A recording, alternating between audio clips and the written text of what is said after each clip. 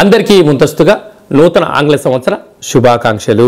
ఈ 2020వ సంవత్సరంలో ప్రారంభ కాలంలో ద్వాదశ రాశుల్లో గ్రహ గమనాల్ని ఒకసారి వీక్షింపచేద్దాం.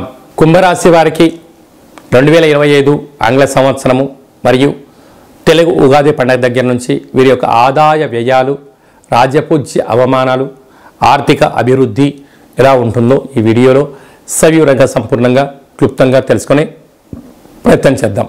కుంభరాశిలో ఏ నక్షత్రాలు వస్తాయనగా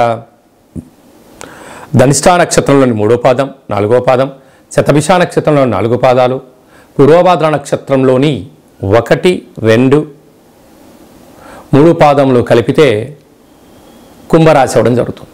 కుంభరాశి యొక్క అధిపతి శని భగవానుడు. వీరి యొక్క ఆదాయ వ్యయాన్ని మనం ఒకసారి పరిశీలించినట్లయితే ఆదాయం 8, వ్యయం 14. చూడండి ఎంత వైవిధ్యభరితమో. ఇక్కడ 8 రూపాయలు ఆదాయం ఉంటే 14 రూపాయల ఖర్చు ఉంది.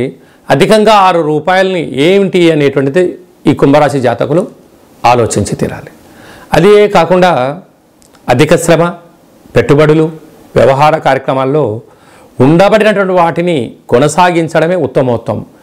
కొత్త వాటికి వెళ్ళి ఆలోచన చేసి అప్పుల పాలైపోయి అయ్యో రామచంద్ర అని చెప్పి అరణ్యం వైపు చూసేదానికన్నా ఉండబడిన దాన్ని సర్దుకోపోగలిగితేనే రాబోయే కాలము మంచి కాలము. రాజ్యపూజ్యం 7, అవమానం 5.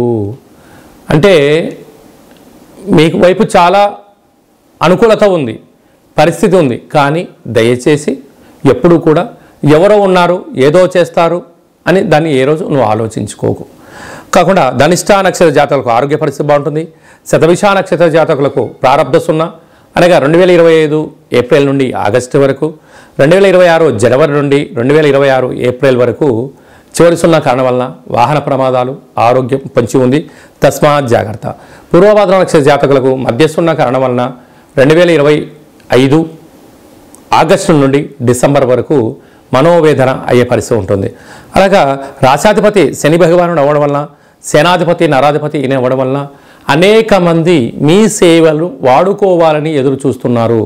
ఒకవైపు మధ్యమ ఏలనాటి శని మే వరకు, తదనంతరము శివరార్ధ సంచార స్థితి శని భగవానుడు ఈ సంవత్సరంలో మారడం, కుంభరాశి నుంచి మీనరాశిలోకి వెళ్ళడం, మీనరాశిలో ఉండబడే రాహు రాశిలోకి రావడం, రాహుకేతులు ఛాయాగ్రహాలు ఈ సంవత్సరంలో మారడం, పుష్కరాల సందర్భంగా దేవగురు బృహస్పతి సరస్వతి నది పుష్కర సందర్భంగా మిథున రాశిలోకి సంచారం అవ్వడం వలన వృత్తులలో, ఉద్యోగాల్లో, వ్యాపారాల్లో అనేక రకాల మార్పులు కలబోతున్నాయి. సాఫ్ట్వేర్ రంగంలో ఉండబడిన వారు, సినిమా రంగాల వారు, ఛాయాచిత్రాల వారు, టెక్నికల్గా పనిచేసేటువంటి వారందరికీ కూడా మంచి కాలమే. కాకపోతే ఎప్పుడూ అప్రమత్తత ఉండి తీరాలి. మీ జన్మ నక్షత్రం రోజున, అమావాస్య రోజున, అష్టమి తిథి రోజున కొనుగోళ్ళు, క్రయ విక్రయాలు, చెక్స్ అలాంటి వాటికి శుభ కార్యక్రమాలకు దూరంగా ఉండగలిగితే అనేక రకాల వాహన ప్రమాదాలు పొంచి ఉన్నాయి.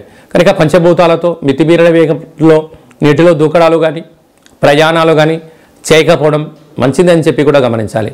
ఇలాంటి కాల సమయంలో ప్రతిరోజు సూర్యోదయమును పూర్వం లేయడం, సూర్య నమస్కారం చేయడం, సూర్య ఆసనాలు వేయడం, ఆవుకు పక్షులకు ధాన్యాన్ని ఏర్పాటు చేయడం, ఆరోగ్యము, క్రమశిక్షణ, సత్ప్రవర్తన మీ జీవితంలో మరో మైలురాయి అధిగమించడానికి అవకాశం ఉంది. కనుక వీలైనంత వరకు మౌనం, ధ్యానం, ఏకాగ్రత, ప్రశాంతమైన వాతావరణం ఏర్పరచుకోగలిగితే కుంభరాశి వారు అప్పుల పాలు కాకుండా లేనివి సంపాదించకపోయినా ఉండబడే స్థిర చరాస్తులు పోగొట్టుకున్న మానవ ప్రయత్నం చేయాలని చెప్పి కూడా గమనించాలి.